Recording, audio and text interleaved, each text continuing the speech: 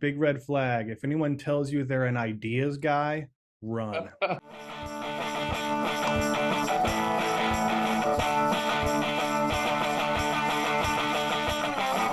Welcome, everybody. Welcome to OpenCV Live. I'm Satya Mallick, the CEO of OpenCV.org. And today with me are two esteemed guests, Anna Kogan, who is the CEO of OpenCV.ai. OpenCV.ai is the consulting arm of OpenCV. So we take a lot of consulting work from different clients. So we have a very broad expertise in computer vision and AI solutions.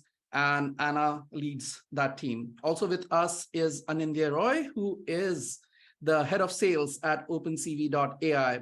So we have the right people to guide you how to select an AI team. And as we had promised, the conversation would be around, the discussion will all be around, what are the things that you should look for, and not necessarily about OpenCV.ai. We will obviously talk about a little bit about, what are the various things, what are the various projects we have done, how we handle certain clients as an example. But the value that we want to provide here is basically for you to select, how do you select AI teams, right? And in certain cases, right, OpenCV.ai may not even be the right solution, and that's perfectly fine, right? So you have to decide for your team what would be the right kind of team to choose, right? And that's what we are here to discuss. So let's begin with a short, also with me is Phil Nelson, as always, who is the Director of Content and Creative at OpenCV, and he directs the show, he produces the show. If anything goes wrong, it is Phil's fault. And today he's not feeling a little bit up to his usual cheery self, but he's a little bit under the weather. But Phil. Yeah, it's better than the weather being under me, I guess. I am your co-host with the co-most, the second banana who is second to none. I am also your plus one and only. It's Mr. Nelson, if you're nasty, but you, my dear friends, can call me Phil. And I am here to remind you of a few things that we do every single episode of this show. The first of which is a giveaway to you in the audience. Stay tuned. Later in the episode, I will be asking a trivia question that I have made up based on what we talked about here today. And the first person to answer that question in our Zoom chat will be able to win the OpenCV course of their choosing. You can go to opencv.org/university to see what courses are available. And if you need to get on Zoom, which you have to be on to win, you can go to opencv.live to join the Zoom chat. Right now, you've got about 40 minutes or so to do that, and then you'll be able to win something. We're also taking questions and answers from you, and we're also taking questions from you in the audience, and we'll be providing answers to you directly as best we can. Use the Zoom Q&A button if you're in Zoom to ask your question, or type your question in the chat system wherever you're watching us. We're live on Zoom, Twitch, Twitter, LinkedIn Live. That is all for me right now. Back to you, Satya. Thanks, Phil. So let's start with a quick introduction. Anna, could you please introduce yourself, and then we'll go to Anindya so that people get a background, what are the various things that you have done, your various career background, etc. And we all know that you've been in computer vision for the longest time. Yeah, thank you so much, Satya. So yeah, I've been doing computer vision for the last 13 years of my life. First as an engineer, then in 2017, I opened a consulting company that is now OpenCV.ai. And the reason why I did that was I had this drive to bring something that happens in the science to some real life problems. Because even up until now, even though we computer vision people, we see a lot of things happening in computer vision and new algorithms, striving. If you go to some real facility, there are a lot of computer vision problems that are not solved yet. And this is not because the algorithms are not there. This is because you need a lot of effort on top of the algorithms, right, to actually turn it into something real. So my personal estimation is that we are less than half through the computer vision, kind of even low-hanging computer vision problems solved in real life.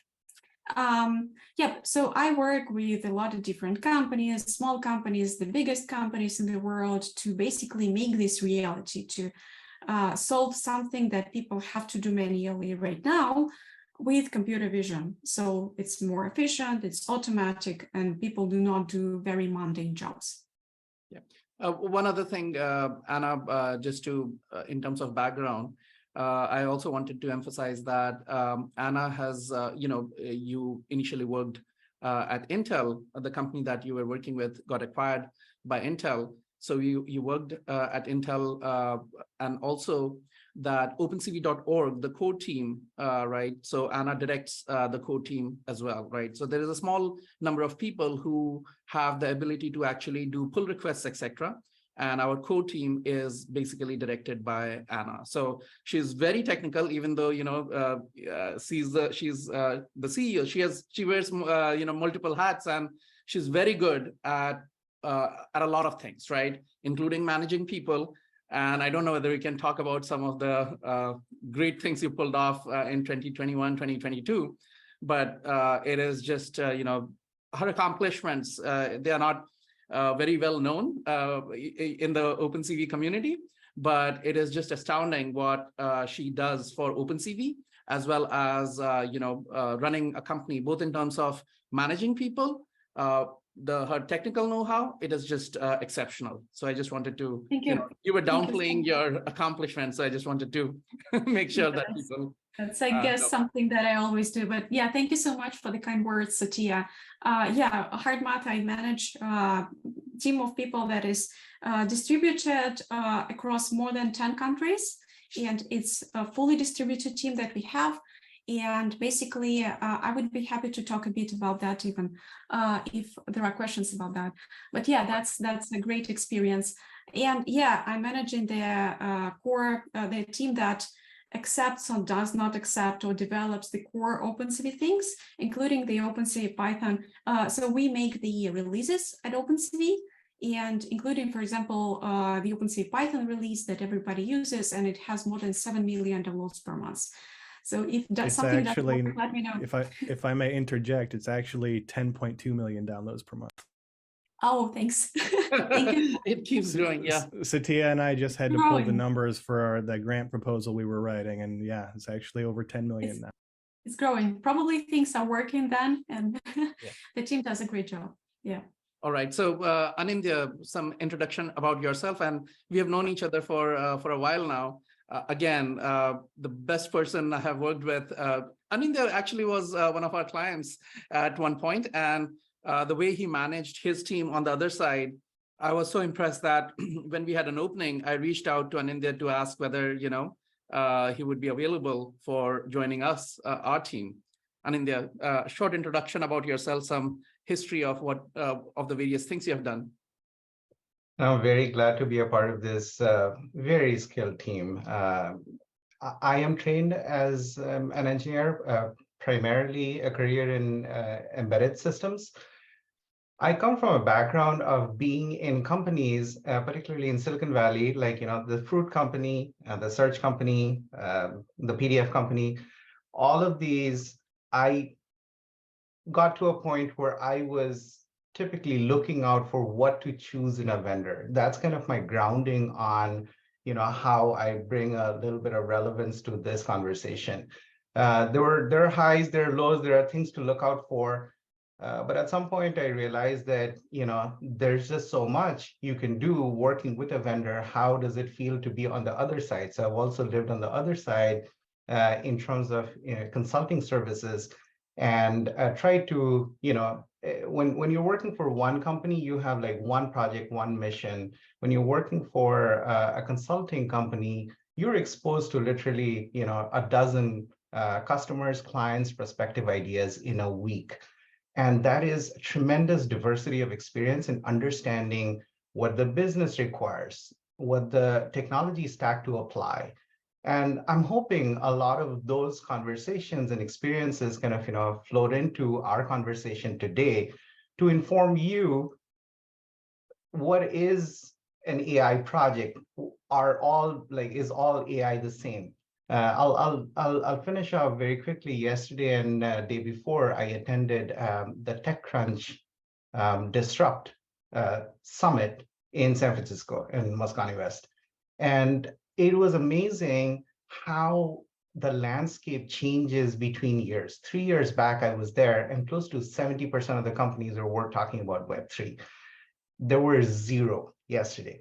On the other hand, a huge majority of the companies this year, we're talking, no surprise, AI. The question is, what is AI? What are the flavors of AI and how does it apply to your business? And often the answer is that you have, whether it's natural language processing, whether it's computer vision or machine vision, whether it's a LLM or a text generated or machine learning tool, there are different aspects to it. And I know this is an enthusiast community. I'm preaching to the choir perhaps, but our hope is what you take away from this webinar when Anna talks is you have a sense of where to focus your effort, how to scope your projects, and then ultimately, like through the experience of the panelists over here, kind of decide for yourself what are the best avenues to go for. Back to you, Satya. Thanks. Well, I'll let Anna take a lead on this, and we can start discussing what are the. Let's start with a question, right? The very question of the very title of the webinar, right? What are the top things that you should look for when you're searching for an AI consultant, right? Or a consulting company? Well, I would actually like to avoid this question because I would like to kind of discuss it while I'm talking about that. But generally, you need to be sure that you are aligned with them on the expectations, on the culture, on how you talk to each other, and on you need to understand what is going to happen. You need to have the full clear picture. This is one, like the whole kind of the most important things. The thing. I'm going to talk more about kind of specific things to look out for when you discuss a project, and specific tips. I'm gonna give some specific tips, but this is probably the most important one. All right. So let's then start with the points that you want to hit first, right? What are the various points? Sure. Yeah. Sure. So imagine you are a company, maybe a startup, maybe you're a big company, maybe you're a small department inside a big company. You have something that you suspect might be solved with AI. For example, you are running a conveyor belt based system, right? And you have people now who understand how many broken parts are there on the conveyor that you need to kind of remove, or you need to improve your processes. So you have people who actually detect them. Or, for example, you have a different situation. You have a facility that needs to detect whether, like you are in recycling and sustainability area, right?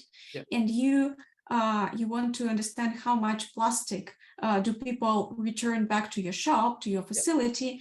To kind of just compute the number of the reused plastic bottles. And now it's done by people who are doing this manually. So there is a vast majority of things that you may want to solve with AI, but imagine you have some very specific problem at hand. Now, the first thing that you would want to ask yourself is it doable, right? There is a lot of buzz happening in AI world right now, and to many questions, we now see a single answer, like AI can do that. I have seen a vast variety of things like that. For example, some people now even say that AI is going to write operating systems all by itself, and we can stop, developing Linux. But this is probably not like that. Well, try to understand whether this thing is doable.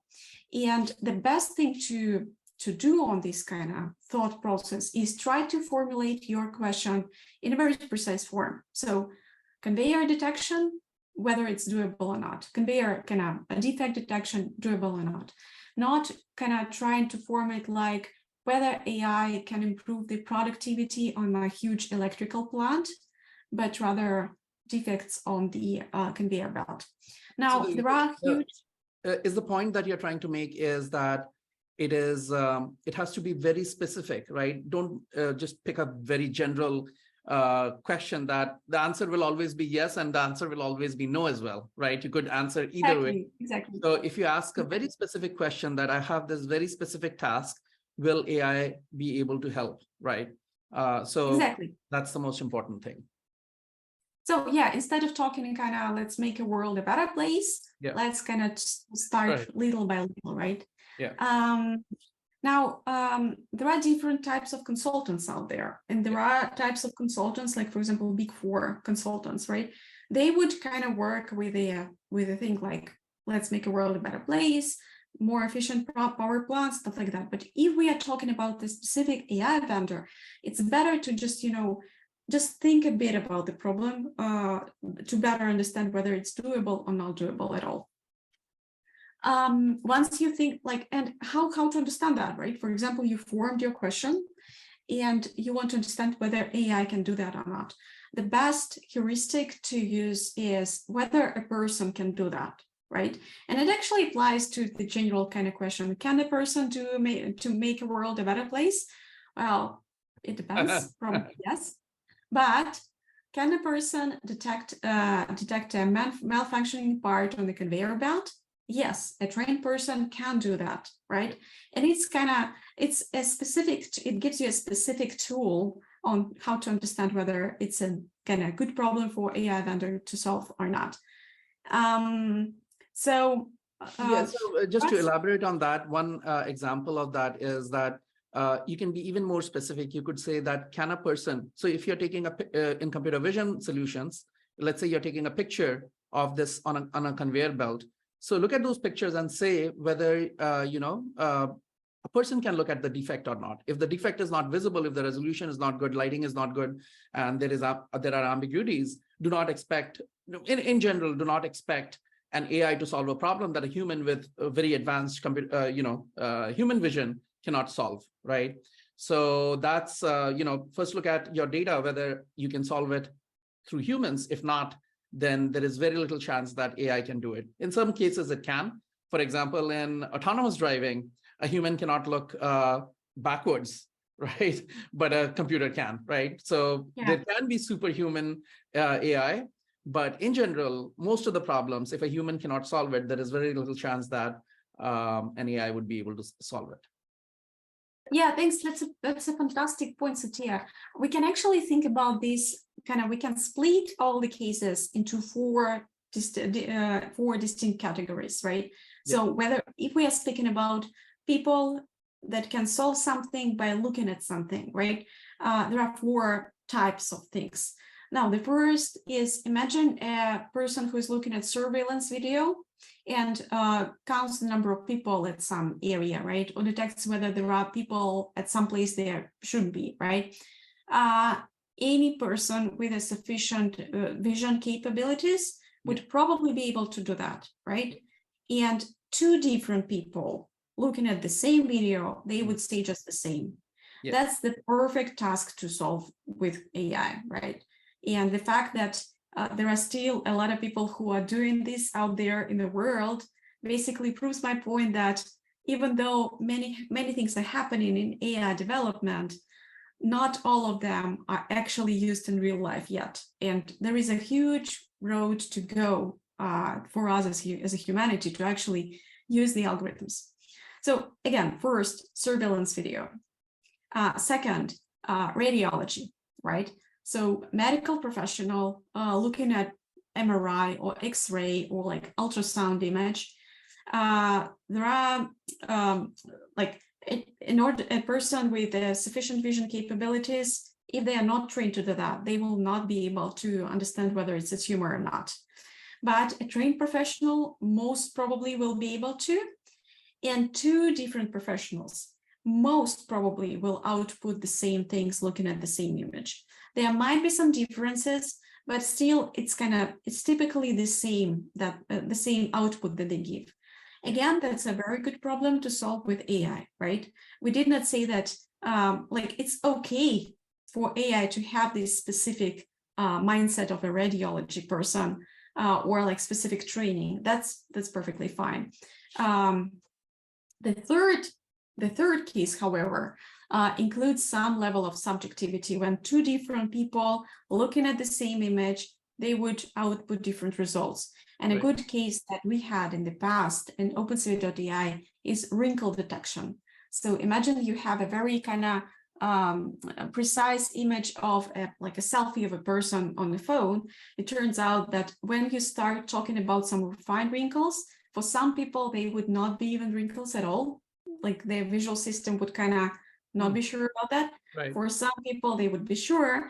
And these subjective problems, they are typically very hard to solve with AI. I'm going to talk a bit more about that later, but just, just to put attention to that. Yeah, so it could also be, I mean, in the extreme case, it could be art, right? Some people may like art, and some people may say that, oh, I don't like it at all, right? Music and those kinds of things. For those, I think you need, for those kinds of things, you need a very large training set of preferences, right? For example, you could have likes on music, then you will be able to, output a probability that what is the chance that a particular person, so then it becomes a matching problem, that this kind of music would be liked by this kind of a person, right? But it would not be like, oh, this is a good music, right? That's not it's not a classification problem, but it's a recommendation engine kind of thing. Unless, of course, we're talking about Bruce Springsteen, in which case everybody loves the boss. That's right. Exactly. So I think like a way to think about that, I mean, we could actually even apply the same idea but to wrinkle detection problem without making it a recommendation system. We, instead of using one person as data annotator, we could ask 10 people to be data annotators and train them in the same way. This would improve the situation. It would not completely kind of remove this from the the picture. It just would make the problem kind of harder to solve. Not unsolvable, it's definitely solvable, and we actually made this wrinkle detection algorithm, right? But like there are kinks there. Yeah, so I think about the AI when an AI system makes an error in anything, right? So let's say it's solving a classification problem, it's making mistakes. So there are many kinds of mistakes that it can solve, but then there is a base level of error which is irreducible, right? Because humans cannot agree on it. So there is no right answer or wrong answer. And that is the level at which you want to settle down, because it's irreducible. It's very, subjective, that kind of thing. And that's, for some problems, that irreducible error is pretty high, right? You just cannot go past that level. And that's what we have to just settle on, right? For certain kinds of problems. Yeah, exactly. So that's the reality. We either can achieve the quality of a human looking at the image, like human expert looking at an image, or a bunch of human experts looking at an image, but not more than that, right? So this is the reality of the data analysis.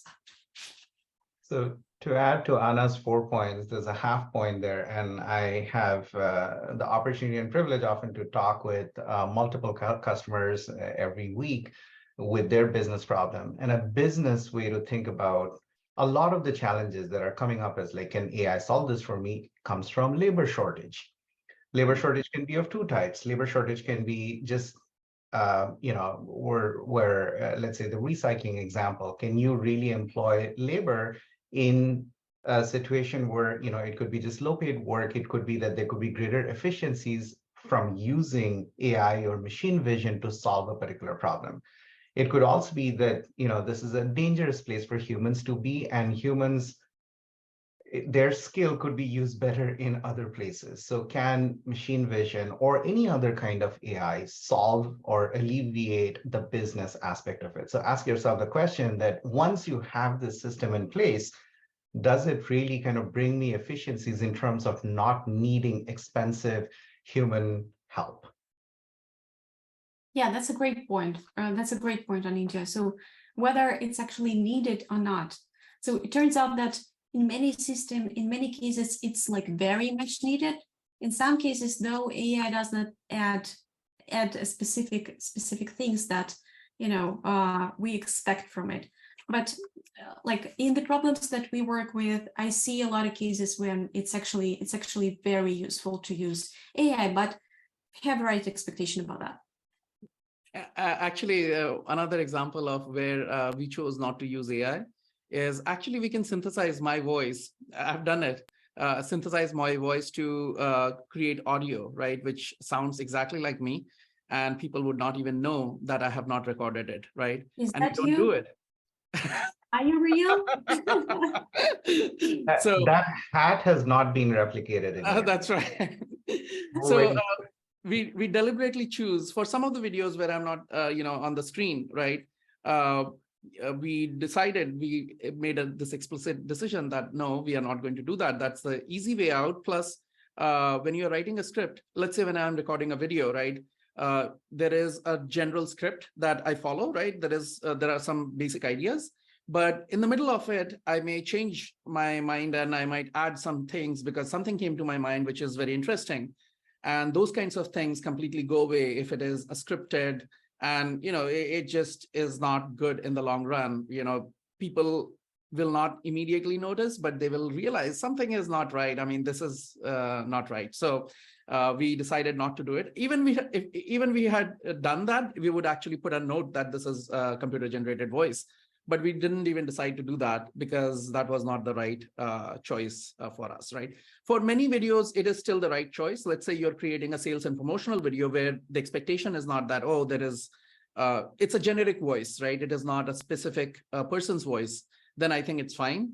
But with this, we just decided not to do it, right? You're saying it's more okay to be boring in those videos. There's a monotony to the cadence and stuff Right. of most of these AI voices. Like, as a guy that does a lot of audio production still and voiceover work, even though my voice sounds like absolute trash right now, I think you have to have a little bit of that organic chaos in there for it to come across to people. There's Right. a certain, it's hard to quantify quite what it is. I'm sure that people are trying, but there's like something definitely missing, and it's uncanny valley kind of stuff, but with audio a little bit. But Right. you can get away with it, definitely. Right. I'm some of the people in the chat were asking here. I'm actually really interested as well in, does the panel have some more examples of when AI has not been a good fit for various problems? I have several examples. Anna, would you like to go first? Yeah, please go first and I'll follow up. Okay, so the most common one, in my opinion, is that people do not have the data at all, right? They have not even collected the data. They don't know whether it is solvable, and they come to us. And the classic example, which is so funny, so I spent 1 hour with a prospective client once. They wanted to detect screws of various kinds. There are like 1,000 different kinds of screws that go into the bones, right? For Medical surgery. procedures. Yeah, for all kinds of procedure, right? And they said that they want to increase the accuracy from 80% to something better, right? And they did not actually have X-ray. So they wanted to detect this thing in X-ray images. All they had was real photographs, right? These were not X-ray images. They had photographs of the screws, but they want to detect the screws in X-ray images. And I was like, God, I don't even know how to, solve this problem. And somebody's already getting 80%. So I just gave up and I said that, look, I'll be honest with you, 80% is a very good number for such a problem, right? And I don't know what you're using. Can you tell me what you're using? They said that we are using moments for solving this. And that's like 1960s technology, right? And I said, I just can't. I mean, it's just amazing what you have been able to achieve, right? I don't think I can add much here. Why don't you send me the data and I'll look at it and we'll see whether I can improve upon it. And they sent me that. They said, and I said that, okay, what are you going to use to send the data? And they said that, oh, I'll just email you. And I said, no, that would be too large of a file. And they said, no, there are just 20 photos. And this guy had worked on it for 3-4 months and made it work on 16 images, right? Which is out of 20 images, he was able to get this thing right on 16 images. And that's what they were calling 80% accuracy. Oh, wow. That is 80%. Oh. Right. And basically technically correct, which is the best kind of correct, but in this case, also the worst. Well, it was, I think it's so that kind of problem happens a lot of times where people do not understand that what they are trying to solve is they're not solving the right problem. They just picked up the wrong problem to solve. and they have not even done the basic thing like, oh, when you report some results, right, you have to first of all divide the training set and test set, separate them out, and then do these kinds of analysis. And they work on it, come to us with very funny results. Yeah, Anna, go ahead. I think that might be even okay. I mean, people who come to an AI vendor, they do not necessarily need to have like machine learning knowledge, right? Right. And that's okay, right? If they had it, that's perfectly fine. Yeah, that's perfectly fine. Yeah. And maybe even kind of this problem would be first doable and second helpful in some real life environment. We don't know, right? So right. I would guess like this is definitely problematic, but some different kind of thing, right? It's a different kind of problem where people think they know how to solve it, but they don't, right? Yeah. The right way to do it would have been that they come to an expert first, right, and discuss it. Even if you schedule a consulting, right, let's say get an expert to work with you for 10 hours to scope out the problem or something like that. In that case, you will at least not spend 3-4 months solving a problem in a completely ridiculous way, right? So I totally agree. Yeah. And I mean, I know many cases when people would come to us and like we would discuss a problem and they would decide no, the budget would not work, or they decided to try their kind of to do it themselves first. They would come after a year of trying, and that's not your exaggeration. So we had multiple cases exactly like that. And kind of imagine a year of effort, like of salaries, of stuff like that, right? It was like tremendously big for a problem that they tried to solve, and it would be much better from the economic point of view to do this kind of 10 hours of consulting, at least like a small project. I totally recommend that. And I know I have kind of conflict of interest because I run consulting agency, but I just saw that many different times. So I think it's very beneficial to do so. And yeah, again, I totally understand that we are not the only consulting company in the world, right? And there are very good ones, like very good ones in the world. Here, we just try to talk about what are the good things, what are the important things in this process, and what are the red flags. This is what we are trying to highlight. I mean, my advice would be pretty general and not even AI related. So it's not like many people and many teams in the world do over engineering, right? This is when you create something very complex without having a product market fit or even an idea whether it would help some people in reality. So if you can build something very quick and dirty and test it with some real customers, do it first. And that would give you the best answer whether you should develop AI and improve the processes in your quick and dirty solution, or just throw it away and do some new idea. So this is my advice here. You raise an extremely good point, Anna, and I think this is sort of underpinning a lot of what we're talking about today, which is correctly identifying the problem is the most important problem, really. Yeah. Exactly. Yeah. Exactly. I think we have a very relevant question. If you notice the chat, Timothy is asking, I want to identify invasive insects that come through a port of entry, and there are 10 million choices or more. Is it too complex a problem to solve? And there are some very good answers already to this, but I want to pick your brain, Satya, Anna, if anyone can answer, like, what happens when you have a huge diversity of cases, and what kind of data sets, or is it even a problem that you want to take on? Yeah, immediately I think about fine-tuning clip on it, and I think that would be the right thing to solve. But I mean, it's again, I'm jumping to the technical solution before discussing the main one, so the main problem. So like the question that we should be asking ourselves is whether expert biologists, I think they're called entomologists, whether this person is able to classify the species. And my thinking is probably yes, a good entomologist would be able to do so. Maybe not to specific species, but to family of species, definitely yes, right? So if I'm right, and if they can do that, then yes, this problem is solvable by AI, by given a right data set. And I I suspect that it can be solved by clip. So fine-tuning a large transformer that is able to do very good image captioning and then comparing the image embeddings would solve the problem. One other question I had for Tim is it the 10 million choices that you mentioned, are there 10 million different kinds of insects, or is it like there could be 10 million insects?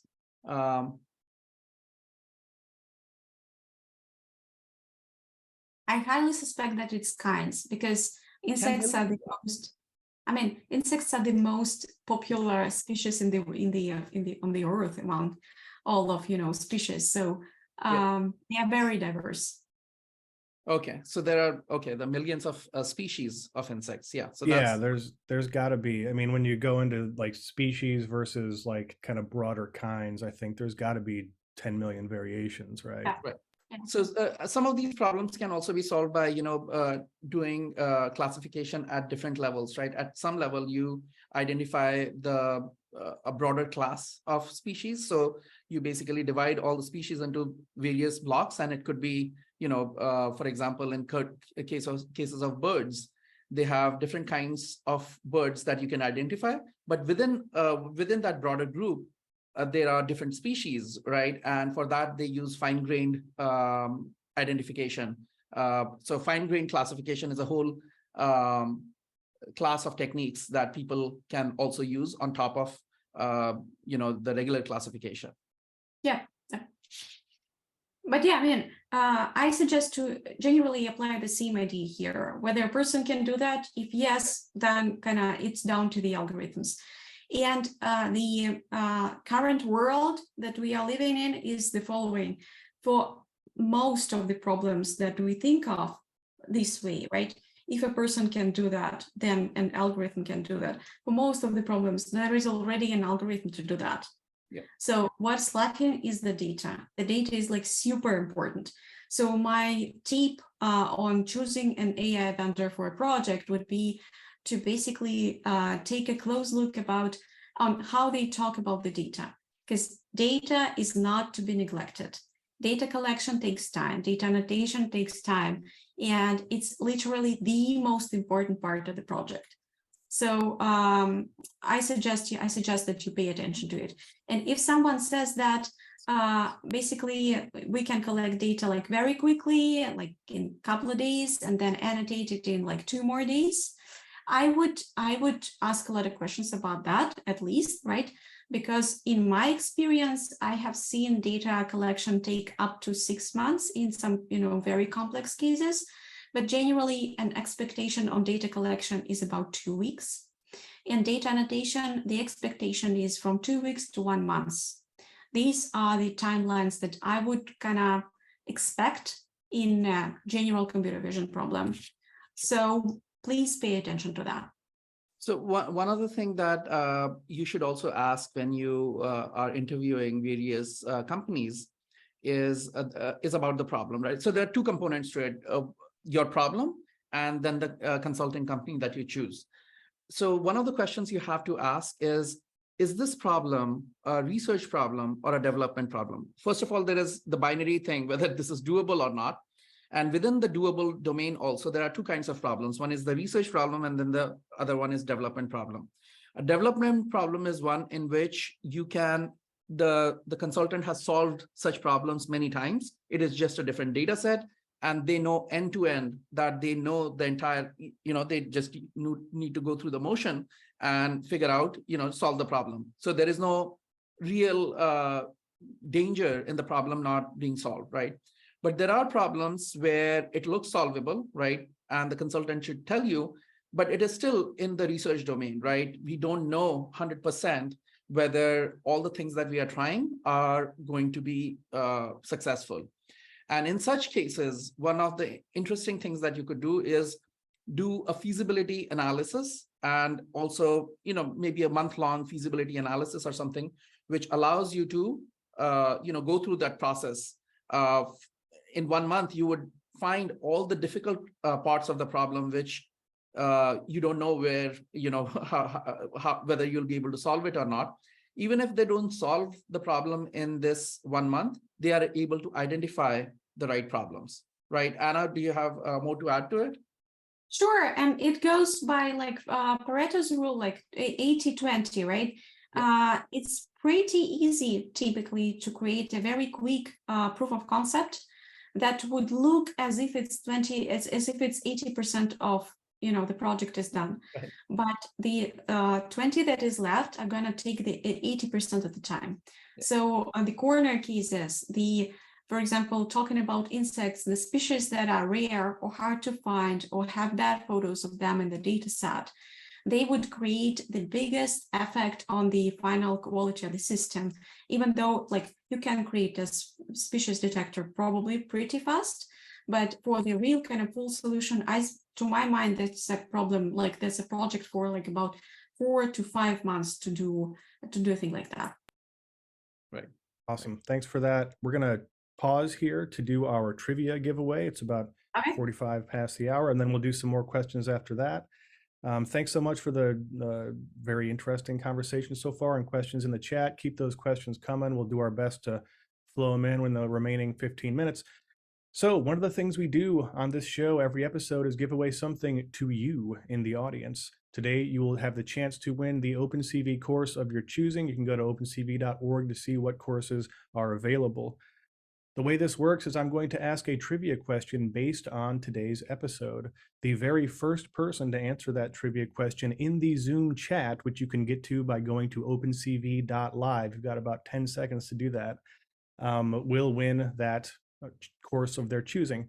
Now, if you have won in the past couple of months, please do not answer and give other people a chance to win. Get ready to answer. So Anna Kogan is one of our guests today and has been on the show many times. What was the first episode that Anna was a guest on? What was the first episode that Anna was a guest on? This is actually easy in some sense. Well, it's easy in some sense. See, Satya. Oh, hey, we got it. Andrea Ranieri got it correctly. The answer is episode 1. Anna was actually a guest. Yes. It was the OpenCV AI competition one. Absolutely right. And yeah, unfortunately, I did not know the answer. the very first episode. Yeah. So congratulations, Andrea. Please send one email to phil@opencv.org, and I will make sure that you get the course you want. Go ahead and check out what courses are available. Just tell me which one you want, and we'll add it to your account on OpenCV courses. Congrats. Which also reminds me of all the things that Anna does in the background, like OpenCV AI competition. Her team, and she led the team, played a huge role in. There were 1,400 submissions. The right? biggest one, yeah. That first one was gigantic. And, that was so much work. Yeah, most of the work was done by Anna and her team. Yeah, I ended up reading all these submissions myself, to be able to kind of do the final analysis and kind of comparison. So yeah, that was a lot of interesting ideas. I remember that. Yeah, this year OpenCV AI competition 2023 is ongoing. You can still sign up to participate at hackster.io. It's free to participate. We're about halfway through the build phase currently. We're going till November 30th, November 31st. 30 days has September, April, June, and November. So November 30th. There's still people looking for teams. There's still people looking to join teams. Check out the Hackster discussion board.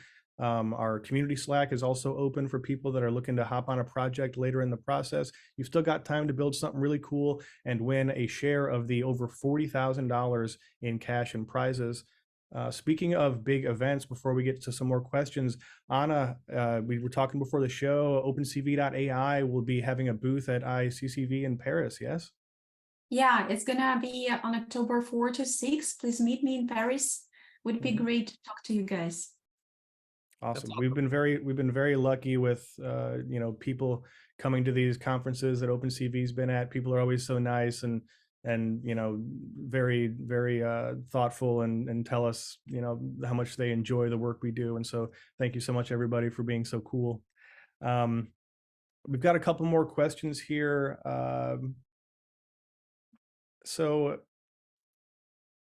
interesting. So this one's more specific. I'm trying to Satya, you got anything? Let me look here. So here's a good one. So Anna, 3 signs to watch for during a project once you've started with a vendor. What are some red flags that you might need to change course or possibly, get everybody into a room and whip them into shape on? Okay, the first and most important one, that's a great question. First thing. So the most important one. So you need to do some homework before starting the project. You should better kind of set up the rules, right? And one of the rules that I recommend setting is you need to have a deadline, and you need to kind of have the other party to commit to that deadline. So for example, you say November 30, everything is done. They say, yes, okay, we are on track. And now imagine that you are halfway through, you go to a regular sync, you ask the party whether, are we on track? Is everything going to be done on November 30? And you don't get a definitive answer, right? So maybe yes, maybe no, we don't know, stuff like that. This is something to dig in. This is something to really discuss. Now, in the engineering world, it's like really hard to set specific things because you're basically building something that does not exist yet, right? But my personal kind of recommendation to any party who is actually doing things is to be very transparent about some things that are not, coming out as you expected them to do. So if you hear that maybe yes, maybe no, it's a very good thing to dig in. Now, the second thing is, when an opposite thing happens. So for example, you committed to November 30th that everything is going to be done. And by everything, you actually mean, everything. But instead, during the course of the process, you kind of see that one feature or the other feature, they kind of leave the scope of the project, right? And the final result that you think you will end up with is not going to be as functional as you expected it to be. So this is a very important thing to dig in, because like these features that you wanted from the start, they will not appear immediately. They need some planning. And if you see that the other team is not actually working on them, there's a high chance that they're going to just, be out of the scope. And the final thing that I want to discuss is, like, as I said, it's like very important to set up the rules beforehand, right? And follow these rules. Now, if you feel that some of the rules that you set up beforehand are not followed, so for example, you set up regular things or like weekly reports.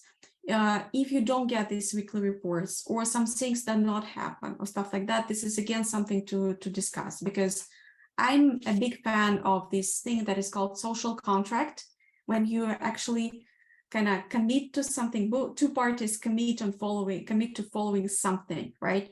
And these are the ground rules that actually govern the project. These are not to be changed during the course of the project. So this is a red flag too. So it's a matter of honor at that point, Exactly. Yeah. It's, I risk to sound like, I support everything that's good and I do not approve of everything that is bad, right? But it's like really important, right, to kind of start something and actually commit to that. Yeah. And these things come up very soon, right? I mean, if somebody committed to a weekly, so you should always insist on having at least a weekly meeting with the vendor you have hired, and have them also have a report, right? And the report should have a few components. The first thing is that what did you commit in the last meeting, right? And whether that piece was done or not, right? That was the first. So they will have to say, and because you're seeing week after week, so you can think about 2 columns where this is what was promised, this was what was delivered, right? Previous meeting notes, like the minutes of the previous meeting, as they and it could be just bullet points, like 5 of them, and you say that, okay, out of the 5, maybe 4 are done, but at least there is a written record. Also, if you are working on an hourly basis, then you may want to say that, okay, what was promised that, okay, this thing would take such and such hours was it completed in such and such hours, right? So that way you are able to know that, okay, this is what you're spending on the consultant, right? And this is what they have accomplished in such and such time. So those weekly meetings are very important. Usually, not always, but usually some people, if you really want to have asynchronous communication, you may also want to have a Slack channel, right? So that you can communicate with the vendor. But not every client asks for that, especially big clients, they don't want to just keep pinging you. We have seen that they don't want a Slack channel. There are company rules also sometimes which prevent them from using an external Slack channel. But if you want for your project, right, then you should ask them and be respectful of their time. But that is something very, a lot of people would be willing to do, and at least one weekly meeting. One of the questions I wanted to discuss, Anna and Anindya, is also that, how do you select? What are the qualities that you look for in a consulting team when selecting in the first place, right? We went a little bit further into how should we assess them, but we have not yet completely said, what are the qualities that we should look for in a team? Mm-hmm. Well, the best quality to, like, if there is a team that already have done something similar like that, like something that you want to solve in the past, that's the best, right? Reputation. Because like, there are many teams that sell kind of based on slides and not real experience, right? So like, this is the match. It may not be the case always, right? You may want to build something completely new, right? But still something similar, something that they can demonstrate, some to show you the videos where the detections are done, something like that. This is the best. The other thing is you want to make sure that you can communicate with them directly, right? So it's not that you communicate through some third party. There is no man in the middle, right? Yeah. You should be able to communicate to the people who are solving the problem directly. This is important. Now, the team should have a specific consist of specific people, right? There should be some skill sets. So on different stages of the project, you will first need people who know how to work with big data sets. And again, this is very important. Then you will need people who can train neural networks, deep learning people. But finally, and importantly, you will need people who know how to deploy things. Now, deployment is a painful part, not kind of sexy part of the project, but you want to make sure that there are people who can do deployment and did deployments in the past so that your life is easier. Right. I'll add a little bit to that. Look out for teams where the members of the team take pride in what they're doing. So this again goes back to the social contract part, right? Look, there are a variety of vendors. Some vendors have dedicated teams and people with very low attrition. Services industries typically see attrition. Some teams are kind of a mishmash of very talented people, but and again, being geographically spread out is no qualifier over here. It's about the pride that you take in the project that you're doing. And then there are some that are kind of coming up where hey, I'll reduce 80% of the cost because I'm using ChatGPT to code up by Netflix engineers in there, burning the midnight oil. Use your judgment. The social contract is not just between the vendor and the consultant. There is a social contract between an employee and the vendor's employees and the vendor.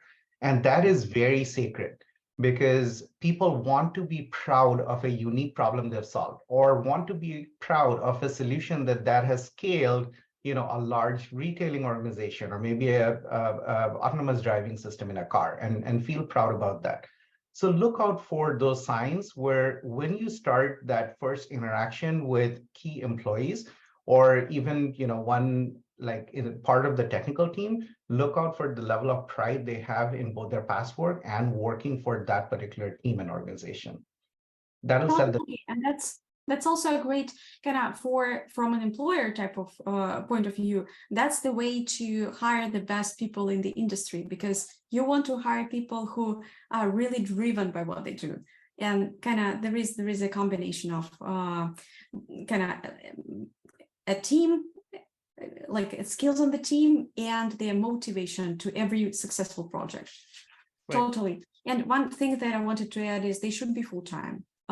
Splitting focus has never worked great for anyone, so it's best if they full-time. Right. So one other thing I would like to add here is, what is the size of the team, right? So sometimes what happens is that large companies like to work with other large companies on, like a big company would go to companies like Accenture or other very large consulting firm.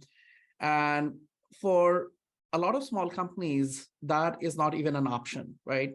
And even, I'm biased here because we come from a small company background, but unless the project is very, very, very large, right? Multi-year, and, it is like you're rolling out a very large project.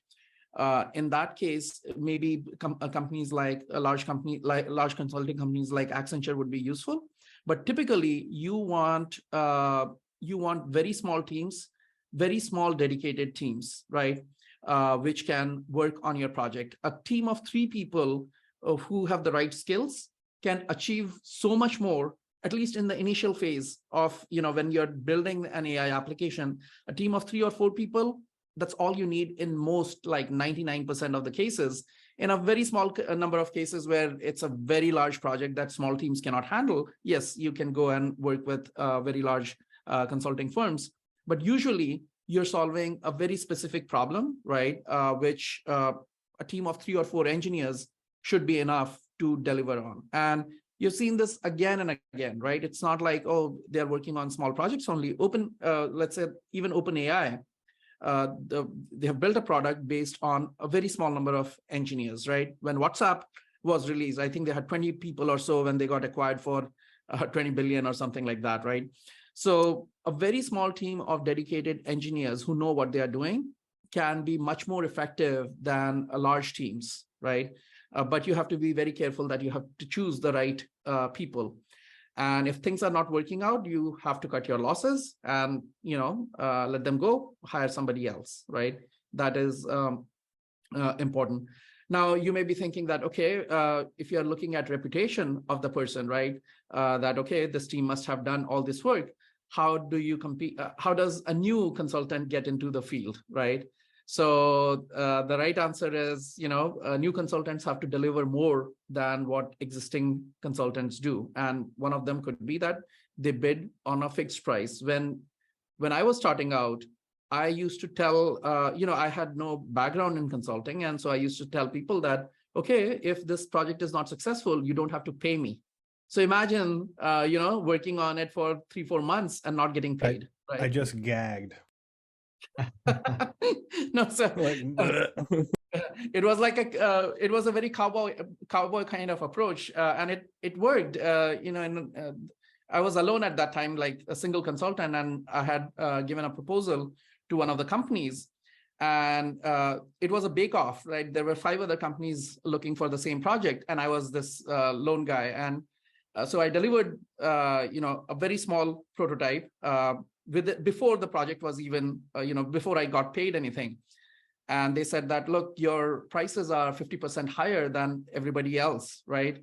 And I said that, yeah, so what are their numbers? What are their accuracy numbers, right? Let's discuss this. And none of them had a prototype, right? And I had a prototype, right? So I said, you can have, for 50% less, you can have nothing, or for 50% more, you can have a solution that I actually delivered. And so they actually hired me, and that started my consulting. I started out as a consultant with that project. It was, at that time, it was very important for me to give a fixed bid, right? And also show something. You have to be very hungry to show that you are doing well, right? For existing companies like OpenCV.ai, some of the times, you will get fixed bid projects because the project is very well defined, the requirements document are very good, and then you can deliver. But a lot of times it's a moving target, and so it's a ongoing project, right? Consulting project, and Anna can tell us more about it. What are the various economic arrangements with clients that you do? You're on mute. I'm sorry. So basically 3 types. Time and material, where basically there is a moving target, right? And there is a team that is dedicated to a specific project, right? That is basically continuously working with the client.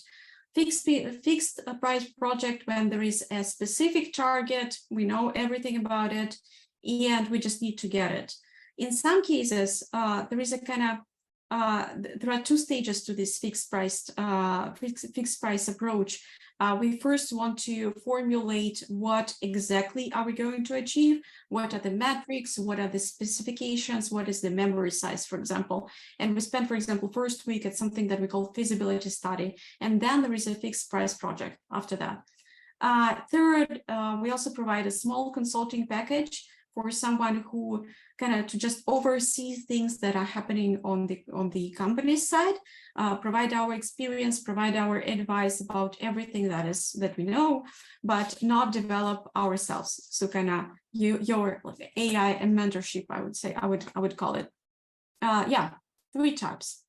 Right. And in the feasibility study one, where we do feasibility study followed by the project, the feasibility study could be even longer. Sometimes the client doesn't know what they want, right? Exactly. So working with the client to create a requirements document, right? And a flag that says that, okay, the client has not figured out everything, they are not clear what they want, is a lack of requirements document, right? Some document that explains in great detail what are the requirements, right? If that is not present, sometimes the problem is simple, they are able to explain in an email, but other times you would want that kind of a document to be there so that both parties can be held accountable, right? It is not that, what did we promise and what did we deliver, right? So you have to have very detailed documentation for that.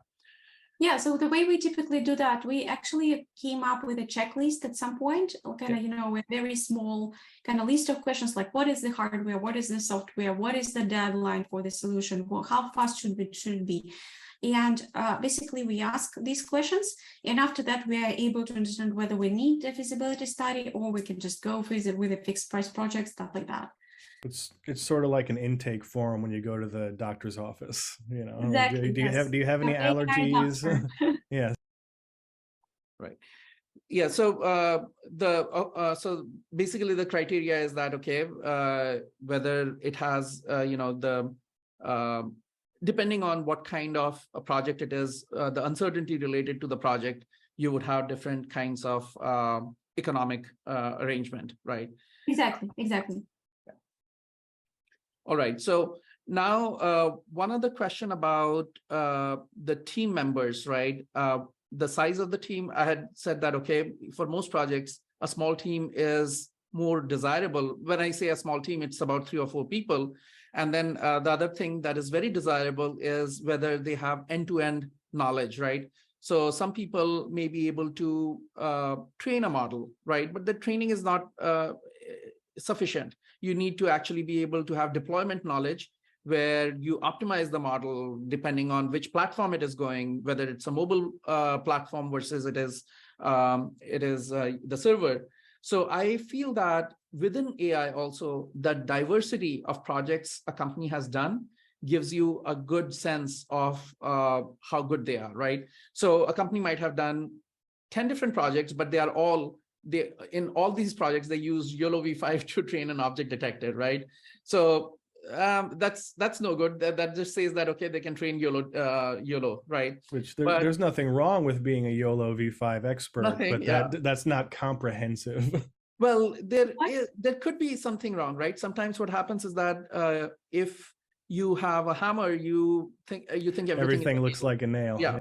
Then in that cases, what happens is that they solve every problem using an object detector, right? Sometimes it may be that you need a segmentation. Sometimes you don't even need anything. So the team that has a very diverse skill, that brings a lot to the table. That brings also new things to the table. For example, some of the problems could be solved using traditional computer vision, right? A lot of new companies would be that, oh, I just need deep learning. No, some of the problems can be very easily solved using traditional computer vision. If you don't have any experience or background in it, you would be solving the problem in a harder way, right? Similarly, let's say if you have experience in 3D computer vision, then you can bring something else to the table, right? If you have experience in deep learning, so the variety of problems that you have solved, let's say some in AI, even within AI, object detection, segmentation, classification, pose estimation, and then 3D computer vision, traditional computer vision, AR, VR, all of these things, right? Because when you solve a problem, you bear all the knowledge from all these different projects to solve one particular problem. So I think the diversity of skills and projects that the company has worked on, that should also be a big, big point in selecting the vendor. Totally. And you actually reminded me of one kind of quick tip that you could use as a kind of solving pattern. So if people tell you that they solved great things using YOLO V8, please ask them about the license, because many versions of YOLO have like non-commercial license. It cannot be used in any commercial products.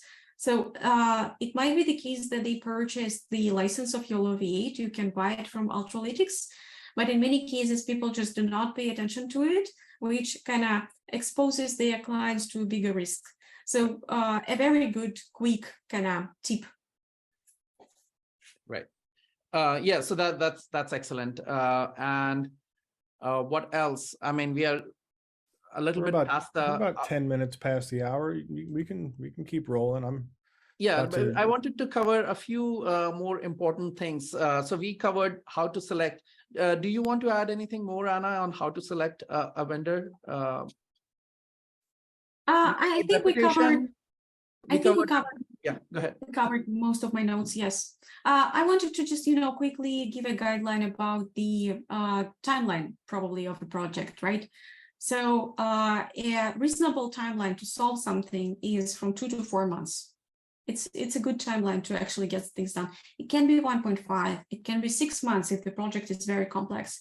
Yeah. If you hear like 1-2 weeks, I would maybe be like very cautious. It might be the case that the solution that you're looking for is just somewhere out there on Hugging Face already. And in this case, it can be 1 week.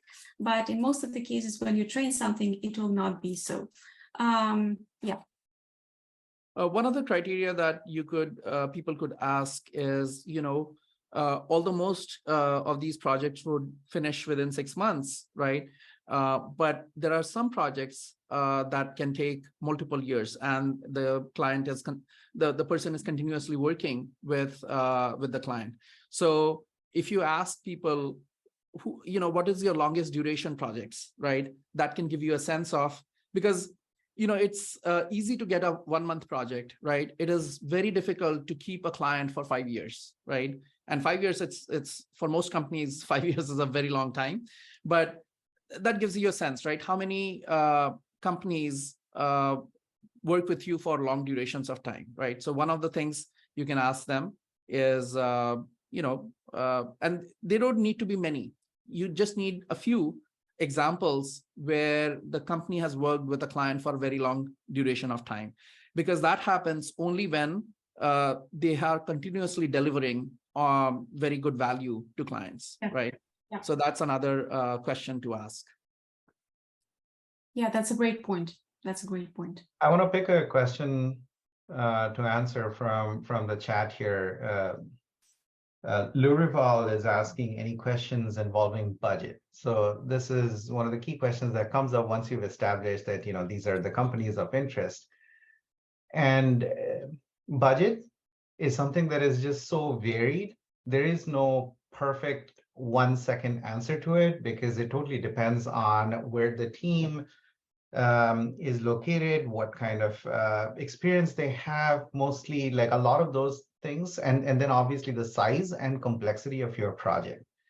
But general guidance is that, first, once you've identified that you are really going to need, let's say, a machine vision team, or for the matter, another, or even an NLP team, first figure out that, what is the typical median range consultants in that sphere of AI demand. So a web app developer is very different from a machine vision engineer, is very different from somebody who's focused on cameras and hardware.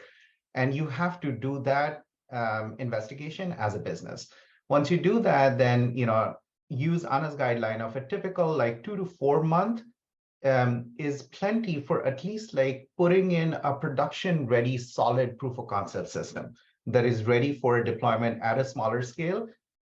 To when Satya talked about like larger companies, that is a scaling problem that often happens. And we at OpenCV.ai, we work with large Fortune 100 customers. They wouldn't come to us given our size had this not been true. That like typically 90%, 95% of problems, at least like the initial project scoping can be done with a smaller team within a 2 to 4 month budget.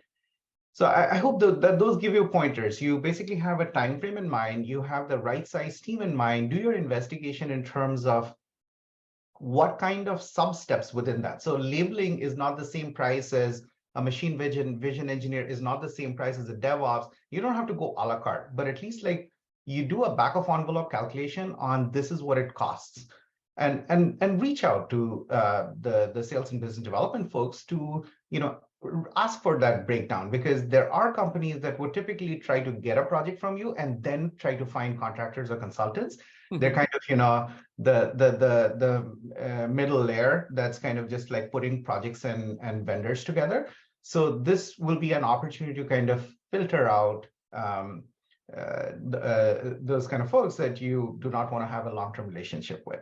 So I hope we could answer your question, not very specifically as in like, I cannot put a dollar amount on. It's like buying a shoe. There are $1,000 shoes and there are $50 shoes. But it's a question of like what fits you, what makes you comfortable, and do your investigation with these parameters in mind. Many of the $50 shoes will in fact last longer than the $1,000 shoes. Unfortunately in 2023. I literally saw cases when bidding for the same project in AI was different by 14 times. 14. Yeah. Same project. So yeah. Spicy. There is also a question on the chat about the support, right?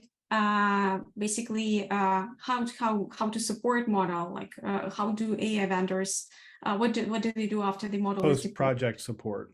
Yeah. So I would say typical rule of thumb is the following: if the thing that the vendor delivered does not work, then it's their responsibility to fix it even after the project is done. If the company wants a new feature, right? For example, a new format of the output, or support a new version of PyTorch, or upgrade to the new version of NVIDIA video card, then this is typically built separately as a small follow-up package. Right. One thing that I try to bring up is there is also this when you're selecting, not selecting, when you've worked on it and the project is over, one thing that comes up very often is there are certain cases where you do not need to retrain a model, right? Let's say you're in a manufacturing plant, all the iterations have been done, the same part is being manufactured. Let's say you're doing defect analysis, the same kinds of problems are happening. And so, after a certain point, you can freeze the model, right? But in several other cases, in many cases, actually, you may be in a situation where you need continuous improvement of the model. The technology is changing so fast that you need continuous improvement in the model, or you may be getting new data and that data needs to be consumed, right? So you have to either, the consulting team would train your people in getting that happen, or it may sometimes be actually cheaper for you to keep using the consulting team on a maintenance agreement. And the reason I feel that it is cheaper, let's say you hire somebody, right? The consulting team that you hired, they train you and make sure that the tools they use, they give you some license, right? Like OpenCV.ai would give you the non-exclusive license to use the training tools, right? So make sure that you have the license to use the training tools, and then you can train your own people. But the challenge there is that any person you hire to do that, they would cost you something, right? But it would cost you much less by using the same consulting company, because they know the tools, they don't have to learn anything. And if this person leaves, then you're in deep trouble because you're back to going to the consulting company, right? So these are the things that you have to at least think about. Certain models will require maintenance, not just because it is performing badly, because there are better things out there and you're getting new data, right? So you have to plan for that eventuality. And if you have a team, a good computer vision or AI team in-house, then you can take the maintenance part yourself. But if you don't have that, then it may make sense to keep using the consulting company. So you have to budget for that maintenance. One other thing while working with a consulting company could also be, sometimes the companies have this tendencies that, oh, we just need some people to work on the project. Our engineer from here would guide you, the consultant, to do the work.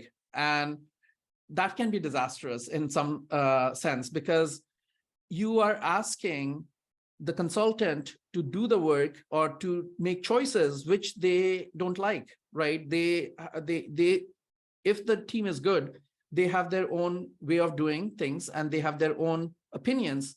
So if they don't work on their own opinions, then you cannot demand that they deliver the solution, right? Then you're saying that, oh, we are going to choose the algorithms and you deliver the solution, right? That doesn't work, right? So usually you should have the consulting team take full responsibility for the solution they are delivering. You can give suggestions to them, right? And they should work on that, but usually it's a very bad idea to have somebody in your team, right, guide and insist that the consulting team use your algorithms or your suggestions. Then it's, who's responsible if the project fails, right? That's a super good point. I don't know how many people out there in the audience are musicians, but it's sort of like asking someone that plays the guitar right-handed to play left-handed. It's not going to work out for you. Right. It also messes with the responsibility, right? The social contract concept. Yeah. The consultant may just come back and say that this is not what we had suggested to you, right? We had suggested this path. You told us to take that path. Now, if it fails, then you have to take responsibility for that, and that can get in a very messy situation. So fortunately, we have not been in such situations, but we have thought through some of these issues that we will not be in such situations, right? There are usually senior people from from the client side, and they give suggestions, they give good suggestions, and those suggestions are explored. But ultimately, the delivery responsibility as well as total decision-making power should lie with the consultant you have hired. If you're not happy with them, you can fire them, but don't be in this hodgepodge situation where half of the decisions are being made by you and you're asking them to execute, they don't execute, and then they don't take responsibility for that. Exactly. Going back to this social contract concept that I told you about before, typically the form of the contract is the following. We, the company, chose you, the consultant, because we think you are the right fit for the problem. You know how to do this thing, you are professional, and you have an experience, right?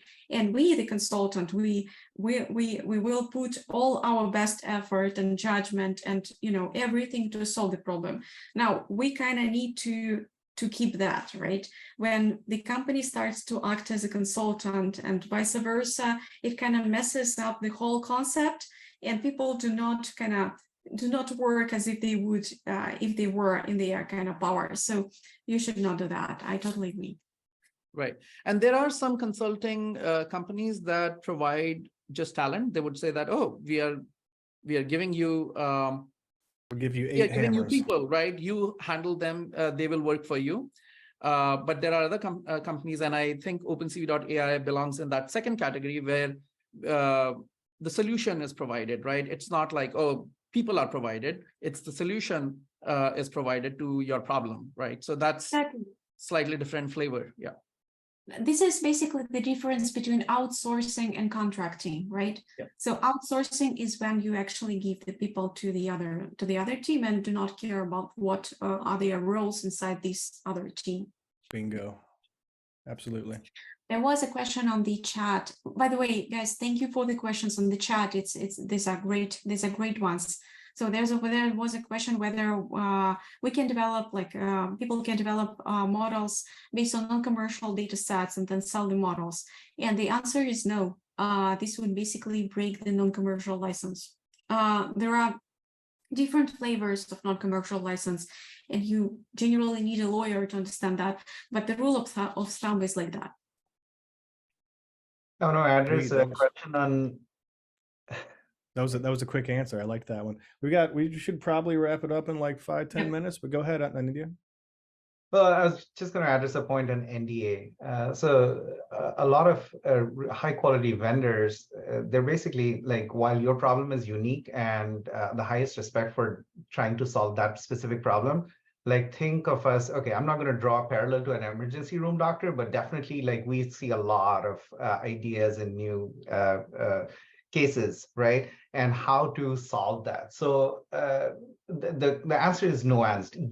You do need non-disclosures and guardrails around what can be shared and what cannot, but that's generally post-contract. Sometimes I'll be honest, I cringe when somebody says, I cannot even discuss my idea with you before signing an NDA. It's groan-inducing. I totally it's actually there is a quote. I forgot the quote, but it basically says that if you have a good idea, right, and you think that people are going to steal it, you'd be surprised. If you have a good idea, you have to literally shove it down people's throat and hammer the point for several years before they even consider your idea. Right? That is so true. Ideas are not terribly valuable. Execution is valuable. Absolutely. It's 99% execution, 1% idea. So anyways, I hope that's kind of clear that that should not be a stumbling block, that somebody does not want to agree to an NDA right in the beginning. And to be honest, like the vendor is more at stake in terms of discussing many of their projects with you. And every vendor, like the rightful, responsible vendor, is very careful on what they talk about. That should also be another kind of indicator of the quality of people you will work with when you're talking with vendors. Right. Absolutely. I also have a general piece of advice for people who may be building solutions on top of, let's say, ChatGPT, right? Kind of solutions. Now, the reason I bring it up is that the solution that you built using ChatGPT is very different from traditional software engineering, right? In traditional software engineering, you can keep using the same code. You can compile the same code using the libraries, and you will be able to compile an application 10 years later also, right? The same code with the right compiler would work. 20 years even. Yeah. With small changes, you'll be able to ship the product once the code is written. Obviously, there are bug fixes, etc. But when you are working with, let's say, building a solution on top of LLMs, especially the ones that are not open source, there is a risk. So, for example, the specific solution that you built using ChatGPT 3.5 may be very different from what you use for ChatGPT 4, right? And it's not like, oh, I just need to make small changes so that the code compiles. No, you have to make large changes, and you have to do large amount of testing. So when you use these API-based solutions, right, it may still be a very good thing to get started very quickly, because when you use ChatGPT kind of solutions, it is very easy to get started and you can have a product very quickly, right? Which is the great thing. And maybe for a lot of problems, that is the right approach, that I want my product quickly. I don't even know whether people like it or not, right?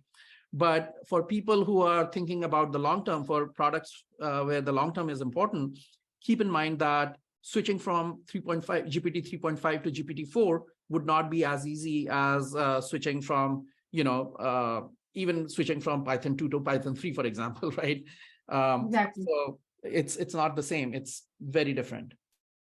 Don't forget those parens around the print statement, folks. It's important. little Python 2 to 3 switch over humor for the people out there. OpenCV 2 to OpenCV 3, yeah. That's another one, yeah. Right. And soon, hopefully, OpenCV 4 to OpenCV 5. We're about half past the hour. Satya, do you want to take us home, or you have more to tell us today? Well, I want to ask Anna and India how to reach out to OpenCV.ai if people have some consulting work, and the contact address, and what are the kinds of. But actually, before we leave, it would also be a good idea to learn a few examples, right? Maybe spend 5 minutes explaining a few examples of projects that OpenCV.ai has done, so that people get a sense of what are the different kinds of projects that have been done. And then the contact. Enough with the earnest conversation. Let's get to the pitch. Well, at least people should know what we do. Yeah, so we do a lot of solutions around understanding how people move across something. So, for example, we are working with one very big retail chain in Europe to understand how their customers are moving across the store, what are interesting and less interesting areas in the store, and stuff like that. So we do a lot of analytics based on that, including, for example, understanding the demographics of the visitors. This is one example. On the other, like completely different end of the scale, is medical solutions. We created several medical solutions that are now being FDA have an FDA approval and are being used in US hospitals, actually helping people. So this is the part of the job that I love. And we also have projects with some very interesting use cases in sports. For example, we are now launching a new product to serve as a platform for sports and AI fitness detectors, because this is something that we see emerging. So people want to build AI-based trainers, but the biggest challenge there actually is in the data, just like I said. Like the quality of the solutions we have seen was not enough. Because of that, we built our own computer vision neural network that is able to detect 3D body from a single image, from a single video. And based on that, we are able to provide a very rich feedback to the person based, like, for example, saying that your angle here is not correct. So it's not just the skeleton that we detect, but rather full SMPL body. These are the 3 examples that I would like to highlight. Right. And then there's a large AR/VR company that OpenCV.ai has also done a large project with, which we cannot talk about, right? I want to. This is good. Just to dovetail with what Anna said, I want to take a slightly different take. Clearly, what you heard from Anna were a lot of these projects were sort of software solutions where there's a typical process of understanding the data set, labeling it, creating the right model, iterative development, and deployment. I also want to focus that our team is experienced with different kinds of technologies as well. So when we're solving many of these problems, either at the data set generation part or in the deployment part, we deal with a lot of cameras. So we work with a variety of hardware, some very close to the silicon, working with semiconductor companies to figure out if there can be some AI work that can be done on the pixel chipset, all the way to sort of a coprocessor level, all the way to other sort of additional logic you can add to the camera, including calibration. We do a lot of work in terms of deployment. Often it's about, now again, continuing the theme on cameras, how do you deploy the solution not just on a beefy Google Cloud or AWS cloud solution, but on the edge? And we've tried to figure out, what are the limitations of the hardware. Is it an ESP32 camera, and can you do with that small memory footprint and create the right model and solution that can be deployed on the edge device itself? Are there power limitations? So we've worked on this particular face detector that is now deployed on a system on chip that can run for 3.5 years on one charge. Like that's a big claim. I mean, it has a memory footprint of less than 700 KB doing 5 frames per second. We're innovating on a few camera to 3D solutions because there's a demand for it. And overall, there's a pattern of like when 5 customers ask the same thing, looks like they need it, like whether it's a labeling solution, whether it's a, right now we're heavily doing data set generation, because Anna's favorite topic, when she's talking with the first customer, often is that, what is the quality of your data? And ideas are great, but it's always the quality of the data that really, really lends quality to the solution. And then one of the things we realize is when you do have a lack of data, can synthetic data set generation help that situation? And thanks to some LLM and new generative AI models, we were able to do prompt engineering and add it to our sort of heuristics of creating synthetic data to actually upgrade MIP scores by quite a bit with literally a few lines of code. So again, the theme over there is that we're also tackling sort of the peripheral requirements in terms of commercial productization. It could be edge, IoT, it could be deep learning on the chip, it could be a camera calibration or solution that is required to ultimately make the project a success. So an end-to-end solution is not just creating the model and handing over a Jupyter notebook. It's also about like working with the customer to understand what their real world use case is and how can we deploy it and what innovations we need to do in order to have a successful long-term support project. Right. And how can people reach OpenCV.ai? Our website is a great place to start, OpenCV.ai, and typically there's a book a call and lots of call to actions everywhere saying this is how you reach an India or Anna. That's one of the best ways to kind of grab time on one of my team members' calendar to have a conversation. Clearly, contact@opencv.ai is our email to reach out. It's an email group that reaches out to several people. We'll be fast at replying. But again, have that first conversation. If you have a project to discuss, spread a word. And anybody who is in Paris or is planning to visit ICCV, please meet us in person. Anna, I, 2 other co-founders will be there. We're really excited. We had great success at CVPR, and we're really hoping we're going to have a great audience at ICCV as well. Do you know what your booth number is out there at ICCV? Number 29. We're smack in the middle of everything. All right. Excellent. That's great. I have one little announcement. OpenCV University is doing this 100-day challenge for people who are interested in getting started in AI. So basically, there are about 100 days left in the year. So if you take a course now, there's a discount, 25% discount or so that is going on right now. But not only that, if you finish one course within the first, within these 100 days, we will give you back $100 for every course, right? So if you finish 2-3 courses, you get $200-300 back. So that's basically the idea, is that we want to pump up people right before the holiday season begins and ruins everything. And you don't have to wait for the New Year's to make a resolution. Get started before the new year, right? Get ahead before the new year. Skip the line. Start your resolutions in September. All right. So that was it. Thank you so much, Anna and Anindya. It was a pleasure talking to you. And I'm pretty certain that our audience got a lot of value from this webinar. And if please, people reach out to OpenCV.ai in case you have any questions or if you have any projects. And thanks as always, Phil, for organizing the show, even though I know that you're a little under the weather. Thanks for doing this. And thank you so much, our entire audience.